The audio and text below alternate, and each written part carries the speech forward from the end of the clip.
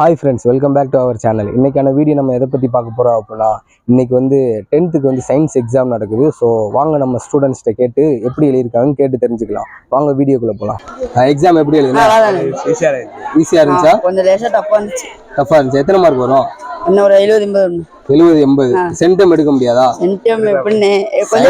Science தானே, சயின்ஸ்ல எடுக்கலாம்ல? எடுக்க முடியும். கொஞ்சம் டஃப்பா இருந்துச்சுல. டைம் கரெக்டாக இருந்துச்சா? டைம்லாம் கரெக்டாக இருந்துச்சு. வேற இதை முடிச்சுட்டு அடுத்து என்ன பண்ணலான்னு பிளானு? அடுத்து என்ன, 11th 12th போகணும். 11th 12th என்ன குரூப் எடுக்க போற? கடைசி குரூப் டைப்பிங். ஏன்டா first group second group? Doctor ஆகணும்னு ஆசை இல்லையா?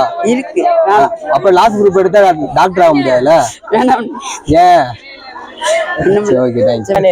எக்ஸாம் எப்படி இருந்துச்சு? ஈஸியா இருந்துச்சு. क्वेश्चन கொஞ்சம் ஈஸியா இருந்துச்சு. நல்லா எழுதலாம். பரிசு வந்திருக்கு. சரி சொல்லு.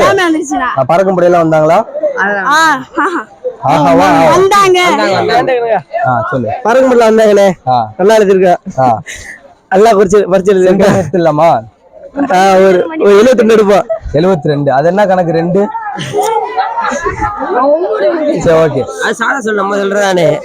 ஈஸியா இருந்துச்சு, நல்லா எழுதிருக்கோம். எல்லாம் அடுத்த எக்ஸாம் பேப்பர் ஈஸியா இருந்தா நல்லா எழுதலாம். இது ஈஸியா இருந்துச்சு. ஈஸியா இருந்துச்சு. தமிழ் இங்கிலீஷ் மேக்ஸ்ல எப்படி நல்லா எழுதிருக்கோம். நல்லா எழுதிருக்கோம். எக்ஸாம் எப்படி எழுதுனா? ஈஸியா இருந்துச்சு.